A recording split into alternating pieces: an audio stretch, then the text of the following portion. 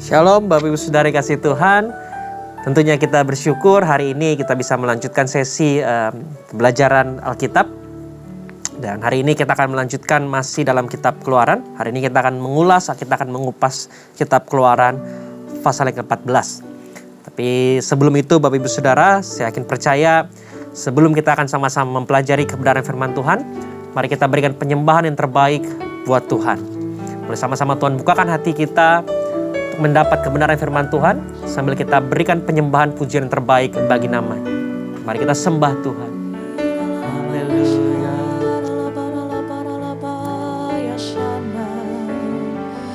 Terima kasih Tuhan. Haleluya. Engkau Tuhan yang besar. Kami bersyukur. Mari kita buka suara kita angkat pujian penyembahan bagi nama-Nya. Kalau engkau bisa berbahasa roh, mari kita sembah dalam roh. Terima kasih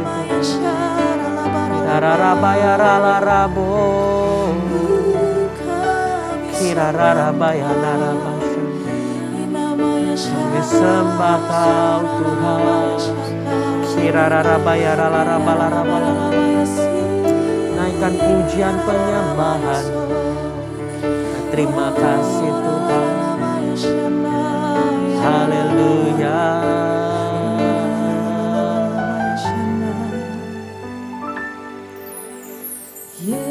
Yesus kami puja, kami sembah sebagai Raja, berdiri di tengah kami, ditinggikan dan dipuji. Yesus kami puja, kami sembah sebagai Raja,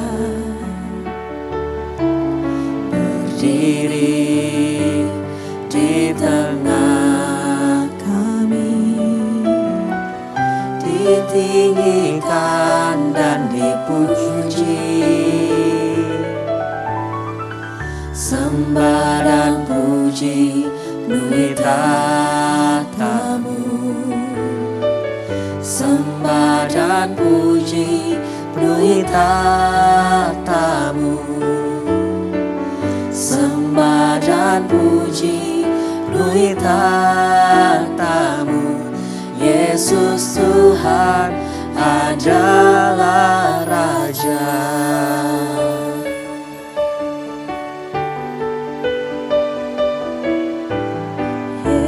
Yesus kami puja, kami sembah sebagai Raja, berdiri di tengah kami, ditinggikan dan dipuji. Sembah dan puji penuhi tatamu, sembah dan puji penuhi tatamu, sembah dan puji penuhi tatamu. Yesus Tuhan adalah Raja. Sembah dan puji penuhi tatamu, sembah dan puji penuhi tatamu, sembah dan puji penuhi tatamu. Yesus Tuhan adalah Raja.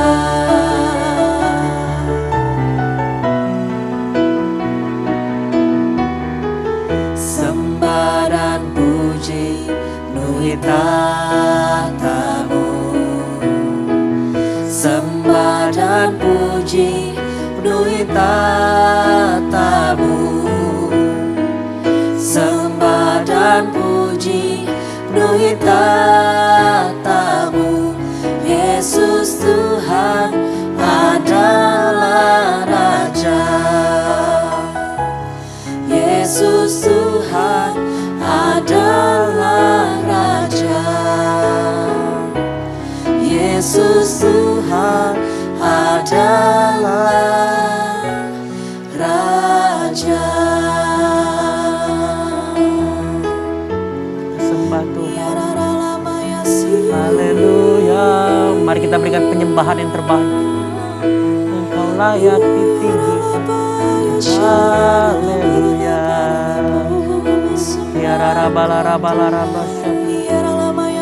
Terima kasih Tuhan.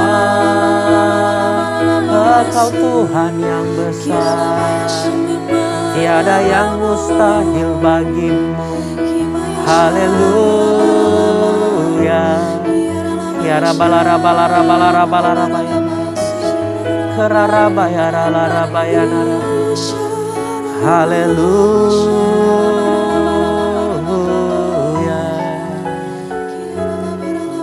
Terima kasih Tuhan.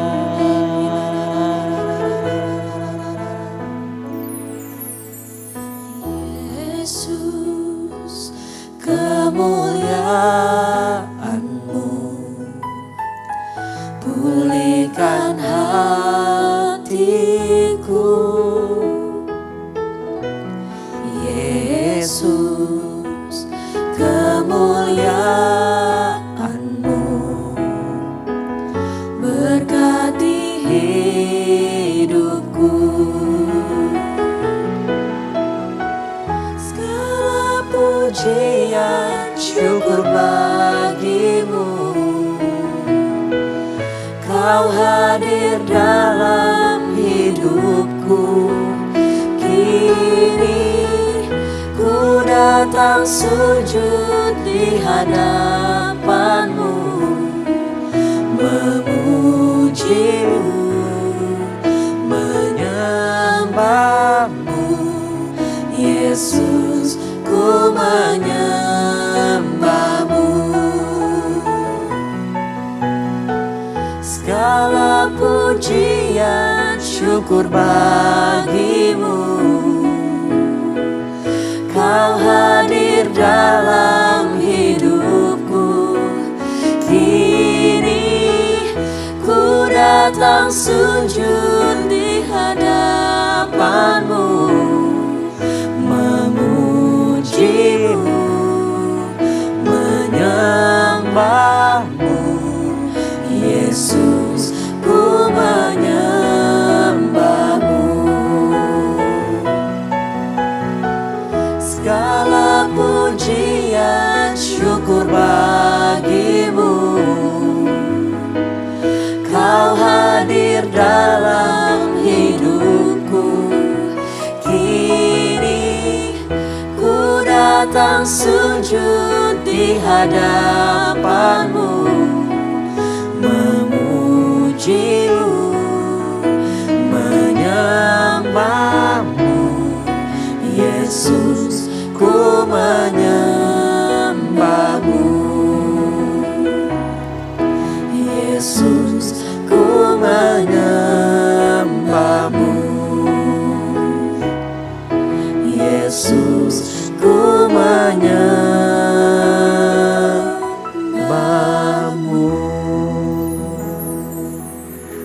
Bapa dalam surga, kami bersyukur Tuhan Yesus kalau Engkau begitu baik dalam setiap hidup kami. Kalau sebentar kami akan duduk mendengarkan kebenaran firman Tuhan, kami percaya Tuhan bahwa firman yang ditaburkan tidak akan pernah kembali dengan sia-sia. Biar Tuhan yang berbicara kepada setiap kami dengan cara-Mu masing-masing. Biar apa yang menjadi kerinduan, apa yang menjadi keraguan dalam hati kami, Tuhan yang menjawabnya dengan cara-Mu sendiri Tuhan. Terima kasih Tuhan Yesus, kami sambut Roh Kudus untuk berbicara terus sepanjang acara ini.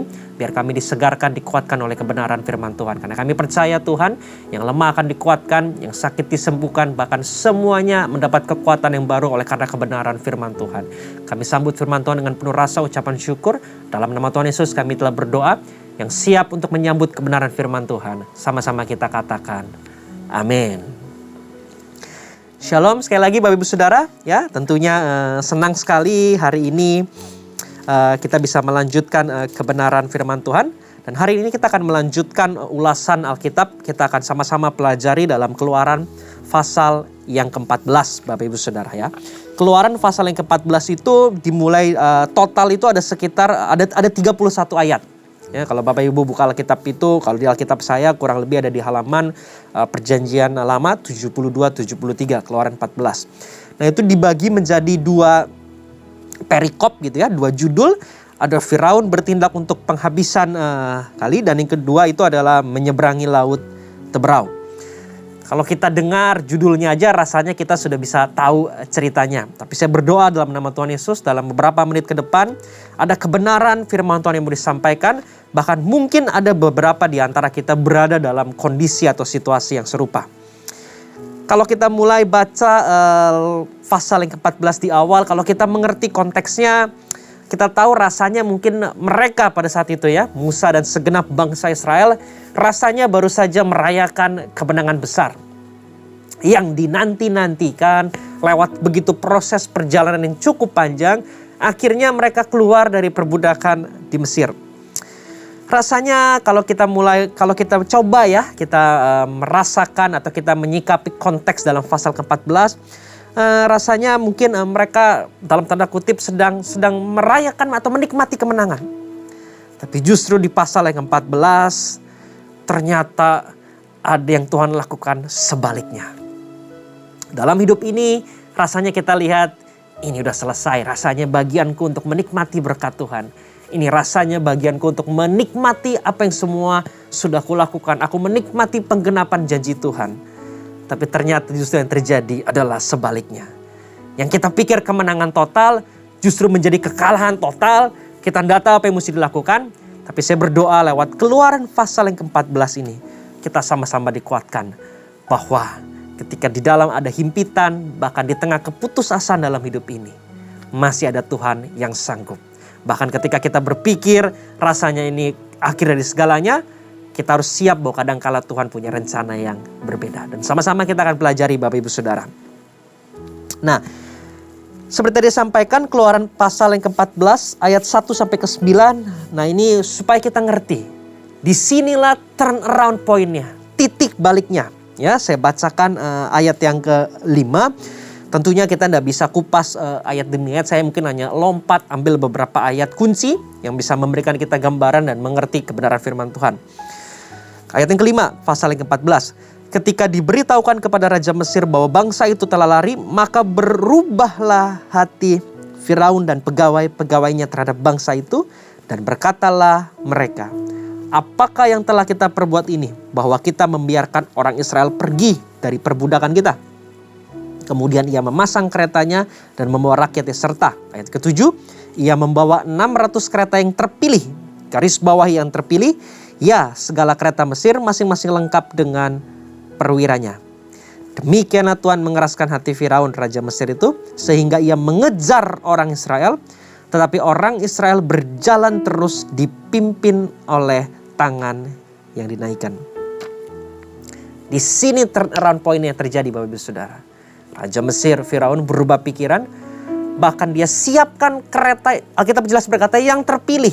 Dalam arti kata ada seleksi, ada proses seleksi. Berarti yang dipilih ini dalam tanda kutip mungkin yang lebih baik, yang lebih qualified, yang lebih siap untuk berperang. Kalau kita pikir Bapak Ibu Saudara, rasanya kita baru aja ya menikmati berkat Tuhan. Rasanya baru pandemi terlihat berakhir, rasanya mulai ada titik cerah. Tapi kadang-kala Tuhan izinkan ada sebuah turning point dalam hidup ini. Yang kita pikir kemenangan, justru ternyata kita lihat itu sebagai sebuah kekalahan. Tapi lewat Keluaran pasal yang ke-14, mari kita sama-sama belajar untuk menyikapinya. Itu bagian pertama, pengantarnya ketika ada sebuah turning point. Kita akan masuk pada konteks yang kedua Bapak Ibu Saudara, itu di ayat yang ke-10, 11, dan 12. Ketika umat Israel tahu Ketika Firaun telah dekat, ayat ke-10, orang Israel menoleh, maka tampaklah orang Mesir bergerak menyusul mereka. Lalu sangat ketakutanlah orang Israel dan mereka berseru-seru kepada Tuhan. Dan mereka berkata kepada Musa, apakah karena tidak ada kuburan di Mesir maka engkau membawa kami untuk mati di padang gurun ini? Apakah yang kau perbuat ini terhadap kami dengan membawa kami keluar dari Mesir? Bukankah ini telah kami katakan kepadamu di Mesir? Janganlah mengganggu kami dan biarlah kami bekerja pada orang Mesir. Sebab lebih baik bagi kami untuk bekerja pada orang Mesir daripada mati di padang gurun ini. Klasik ya, kalau kita lihat kitab-kitab sebelumnya, bangsa Israel masih dengan cara pola pikirnya yang sama. Ketika mereka dihimpit, mereka mulai mencari sanggahan demi sanggahan, mereka cari komplain demi komplain. Tapi yang berbeda Bapak Ibu Saudara, di ayat yang ke-13. Tetapi berkatalah Musa kepada bangsa itu, janganlah takut, berdirilah tetap dan lihatlah keselamatan dari Tuhan yang akan diberikannya hari ini kepadamu.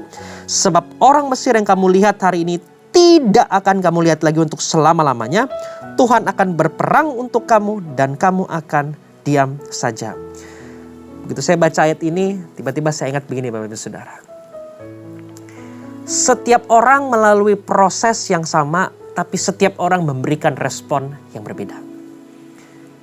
Kalau Bapak Ibu pelajari sebelumnya, Musa itu sebelumnya reaktif. Ketika ada ini dia cenderung langsung tanya Tuhan, kenapa Tuhan ini saya mesti jawab apa segala macam. Tapi justru lewat proses demi proses itu mendewasakan Musa. Di ayat ini Musa jawabannya apa? Dengan penuh keyakinan. Jangan takut.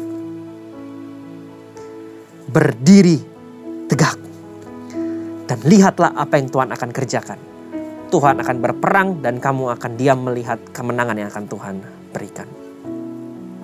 Hari ini mungkin rasanya ada sebuah kemenangan yang berubah jadi kekalahan. Tuhan mau ingatkan apa? Seharusnya lewat proses-proses yang sebelumnya itu mendewasakan kita. Bukan justru lewat proses-proses justru membuat kita jadi pribadi yang sama atau cenderung menjadi lebih keras kepala. Puji Tuhan, Musa memberikan kita sebuah contoh. Lewat masalah yang ada, pribadi Musa mulai berubah. Ketika dia mulai dikonfrontasi oleh umat Israel. Ketika mulai dia diperhadapkan pada situasi. Ayat ke 13-14. Musa dengan penuh keyakinan berkata, jangan takut, berdirilah tetap. Dan lihatlah apa yang Tuhan kerjakan bagi setiap kita semua. Dan itu cukup pengantar untuk masuk pada perikop yang kedua. Menyeberangi laut Teberau. Hari ini Bapak Ibu Saudara. Yang kita pikir kemenangan Tuhan bisa lakukan turning point. Tapi satu hal yang kita mesti ingat. Dia Allah yang pegang kendali. Bagian kita apa? Jangan takut. Tetap berdiri teguh. Dan lihat pertempuran yang Tuhan kerjakan buat kita. Bagian kita adalah melihat penyaksikan kemenangan yang gilang gemilang Tuhan berikan bagi setiap kita. Kita masuk terakhir ke ulasan perikop yang kedua. Mengakhiri Keluaran pasal yang ke-14. Dengan perikop menyeberangi laut Teberau. Ini sebuah kisah yang buat saya pribadi salah satu kisah terbesar. Bapak Ibu mesti lihat settingnya ya, Bapak Ibu Saudara ya, settingan ini konteksnya.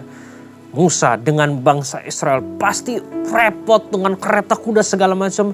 Dikejar oleh bangsa Mesir dan dia diperhadapkan sebuah jalan buntu.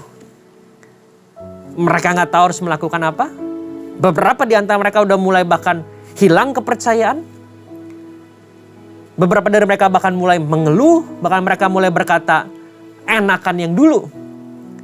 Bukankah itu mungkin di antara kita hadapi beberapa masa ini. Kita diperhadapkan pada jalan buntu, bahkan kita mulai komplain, atau mungkin kita mulai menyerahkan iman kita mulai menyerah pada keadaan. We are giving up on our faith, kita ragu akan kebenaran firman Tuhan, bahkan kita mulai berkata mungkin enakan yang dulu sebelum aku ikut Tuhan, mungkin enakan kondisi yang dahulu, di mana aku nggak melayani Tuhan. Tapi justru Tuhan sampaikan, justru di tengah kemustahilan, di tengah keputusasaan, Dia Allah yang masih memegang kendali atas setiap kita. Ada 3 poin Nanti dalam mulai pasal 14 ayat yang ke-15 sampai ke-31. Ada 3 poin yang Tuhan mau sampaikan kepada kita. Ketika kita menghadapi kemustahilan. Ketika kita terhimpit masalah dan tidak ada jalan keluar. Yang pertama Tuhan ingatkan kepada kita bahwa di tengah keputusasaan dalam hidup ini, Tuhan masih berbicara kepada setiap kita. Ayat yang ke-15 sampai ke-20 itu dimulai dengan apa? Berfirmanlah Tuhan kepada Musa. Terlalu sering Bapak Ibu Saudara, di tengah masalah yang ada, kita tidak lagi cari Tuhan. Justru pas di ayat yang ke-15, di tengah terhimpit masalah yang ada, berfirmanlah Tuhan kepada Musa. Hari ini di tengah-tengah masa sulit, mari kita pause sejenak. Kita dengar, karena justru di tengah masa-masa sulit, Tuhan ingin berbicara kepada setiap kita.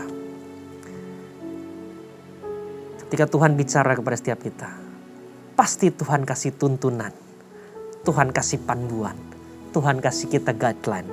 Bagaimana kita untuk menyikapi masalah yang ada dan terus berpegang percaya kepada Tuhan. Dan benar aja ayat yang ke-16. Dan engkau angkatlah tongkatmu dan ulurkanlah tanganmu ke atas laut dan belahlah airnya sehingga orang Israel akan berjalan dari tengah-tengah laut di tempat kering.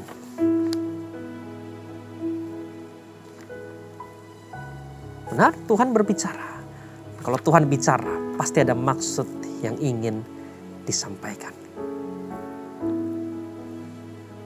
Ayo Bapak Ibu Saudara, di tengah keputusasaanmu, terlalu mungkin kita udah banyak coba cari jalan kanan kiri, semua depan belakang. Tapi Tuhan ingatkan justru di masa ini, dengar, karena Tuhan ingin berfirman, berbicara kepada setiap kita.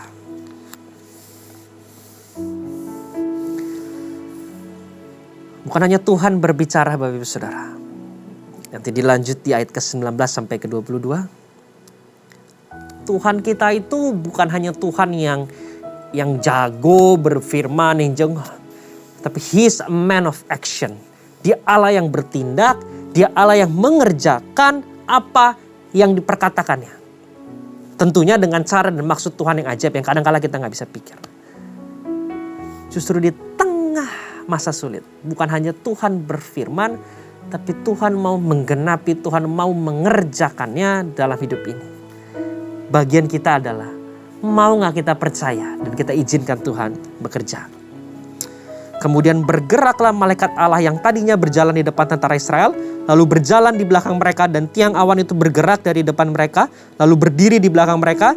Demikianlah tiang itu berdiri di antara tentara orang Mesir dan tentara orang Israel. Dan oleh karena awan itu menimbulkan kegelapan, maka malam itu lewat, sehingga yang satu tidak dapat mendekati yang lain semalam-malaman itu. Masa sulit. Dengar karena Tuhan mau berbicara. Dan yang kedua, percaya. Dia sanggup menggenapi apa yang Dia firmankan. Gak usah suruh Tuhan, Tuhan sudah sediakan strateginya. Tuhan atur, malaikat begini, tiang awan begini, formasinya begini, yang terjadi begini. Bapak Ibu Saudara, di tengah keputusasaan, dengar firman Tuhan dan miliki keyakinan bahwa Dia sanggup melakukan apa yang Dia perkatakan. Tentunya dengan cara dan waktunya Tuhan yang kadang-kala tidak bisa kita pikir. Amin, Bapak Ibu Saudara. Jangan izinkan justru ketakutan itu menutupi kuasa Tuhan. Tapi justru di dalam ketakutan keputusasaan, buka hatimu dan izinkan Tuhan bekerja dengan cara dan waktunya yang ajaib. Ayat ke-21. Lalu Musa mengulurkan tangannya ke atas laut. Dan semalam-malaman itu Tuhan menguakkan air laut dengan perantaran angin timur yang keras. Membuat laut itu menjadi tanah kering. Maka terbelahlah air itu. Demikianlah orang Israel berjalan dari tengah-tengah laut di tempat kering. Sedang di kiri dan di kanan mereka air itu sebagai tembok bagi mereka. Tuhan berbicara. Tuhan membuat strategi. Bagian kita adalah taat dan melakukan bagian kita. Kadang-kala Tuhan udah buat strateginya, Tuhan udah atur begini. Kadang-kala kitanya yang gak bisa taat, Bapak Ibu Saudara. Kadang-kala kita pikir, kayaknya bukan begitu caranya Tuhan. Kayaknya gak masuk di akal. Coba kalau kita pikir urusan tongkat laut terbelah, gak bisa kita pikirkan. Tapi justru Tuhan ingatkan, dalam masa-masa sulit, apa yang kita pikir tidak mungkin, justru Tuhan sanggup lakukan itu. Amin. Dan terakhir ini yang paling saya suka Bapak Ibu Saudara. Bukan hanya Tuhan kita berbicara di tengah keputusasaan. Bukan hanya Tuhan kita juga turut berperan mengambil bagian untuk menggenapi apa yang difirmankan. Bukan hanya bagian kita juga untuk percaya dan melakukan apa yang Tuhan firmankan. Tapi yang paling penting Bapak Ibu Saudara, Tuhan membuat perbedaan. Pasal tadi ayat ke-21 sudah jelas. Air laut terbelah, di tengah-tengah itu kering. Ayat kedua. Demikianlah orang-orang Israel, garis bawah ya. Demikianlah orang Israel berjalan dari tengah-tengah laut di tempat kering, sedang di kiri dan di kanan mereka air itu sebagai tembok bagi mereka. Orang Mesir mengejar dan menyusul mereka, segala kuda Firaun, keretanya dan orangnya yang berkuda, sampai ke tengah-tengah laut. Dan pada waktu jaga pagi Tuhan yang di dalam tiang api dan awan itu memandang kepada tentara orang Mesir. Lalu dikacaukannya tentara orang Mesir itu, ia membuat roda keretanya berjalan miring dan maju dengan berat. Sehingga orang Mesir berkata, marilah kita meninggalkan orang Israel, sebab Tuhanlah yang berperang untuk mereka melawan Mesir. Ayat ke-27. Maka mengulurkan tangannya ke atas laut, lalu menjelang pagi dan berbaliklah air laut ke tempatnya, sedang orang Mesir lari menuju air itu. Demikianlah Tuhan mencampakkan orang Mesir di tengah-tengah laut. Laut yang sama, cara yang sama, orang Israel bisa lewat, tapi untuk orang Mesir ada kekacauan besar di sana. Artinya apa Bapak Ibu Saudara? Tuhan membuat perbedaan antara orang-orang yang mengasihi Dia dan orang-orang yang tidak mengasihi Dia. Mungkin terlihat sama-sama masalah. Mungkin kita sekarang hadapi semua masalah yang sama. Sama-sama dealing dengan pandemi, masalah keuangan, masalah keluarga, relationship, komunikasi kita lain. Tapi saya mau sampaikan begini Bapak Ibu Saudara. Tuhan buat perbedaan antara umat ini. Mereka sama-sama di peradaban pada kondisi yang sama ya. Tapi outputnya berbeda. Yang satu bisa lewat mulus. Yang satu malah ada kekacauan dan akhirnya mereka ditenggelamkan oleh air laut. Artinya apa Bapak Ibu Saudara?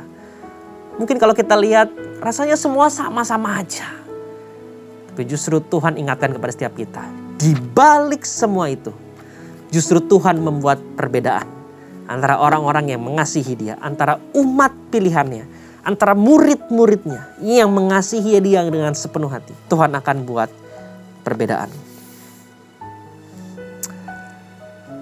Saya akhiri sharing firman Tuhan. Ayat yang ke-31. Ketika dilihat oleh orang Israel betapa besarnya perbuatan yang dilakukan oleh Tuhan terhadap orang Mesir, maka takutlah bangsa itu kepada Tuhan dan mereka percaya kepada Tuhan dan kepada Musa, hambanya itu. Jadi saya belajar gini Bapak Ibu Saudara. Saya mulai ngerti bahwa kapan selesai. Kalau kita baca Alkitab, itu selesai ketika semua kembali kepada kemuliaan Tuhan, nama Tuhan dipermuliakan. Jadi justru yang awalnya mereka rasa kemenangan keluar itu belum selesai. Karena ketika Tuhan katakan selesai, di mana kemuliaannya Tuhan dinyatakan. Dan lewat kisah ini Bapak Saudara, justru benar kemuliaan Tuhan dinyatakan. Bangsa Mesir melihat bahwa ada Tuhan yang besar, yang berperang bagi bangsa Israel ganti mereka. Bukan hanya itu saja, bangsa Israel sendiri pun juga melihat kebesaran, kuasa, dan kemuliaan Tuhan. Dan mereka percaya kepada Tuhan. Dan kepada Musa, hambanya itu. Hari ini hal yang sama diperhadapkan kepada kita. Di tengah kondisi keputusasaan. Izinkan Tuhan berbicara bagi setiap kita. Karena ketika Dia berbicara, Dia sanggup untuk menggenapinya. Dia akan lakukan bagian Dia. Tapi pertanyaannya, mau gak kita percaya dan kita melakukan apa yang menjadi bagian kita? Dan yang terakhir, masalah boleh sama. Terkesan mungkin semua sama. Tapi pada akhirnya, Tuhan akan membuat perbedaan. Dan lebih daripada semua itu, semua harus kembali kepada kemuliaan Tuhan. Mari lewat hari ini kita belajar untuk melihat segala sesuatu bukan dengan keputusasaan, tapi melihat segala sesuatu dengan penuh keyakinan bahwa Dia Allah yang memegang kendali. Dia sanggup membuka jalan walaupun saat tiada jalan.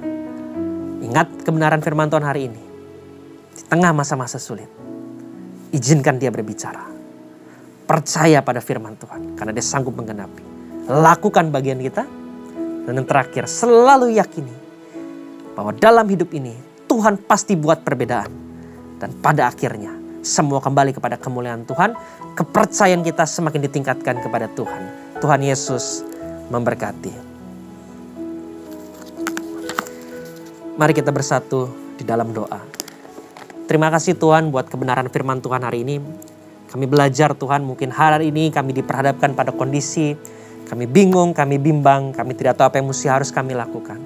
Tapi di tengah masa-masa ini Tuhan ingatkan kami untuk belajar mendengar firman Tuhan. Izinkan Tuhan berbicara kepada setiap kami. Karena dalam firman yang Tuhan sampaikan, di situ ada kemenangan. Di situ ada langkah-langkah yang akan menuntun kami. Di situ ada janji-janji yang menguatkan kami.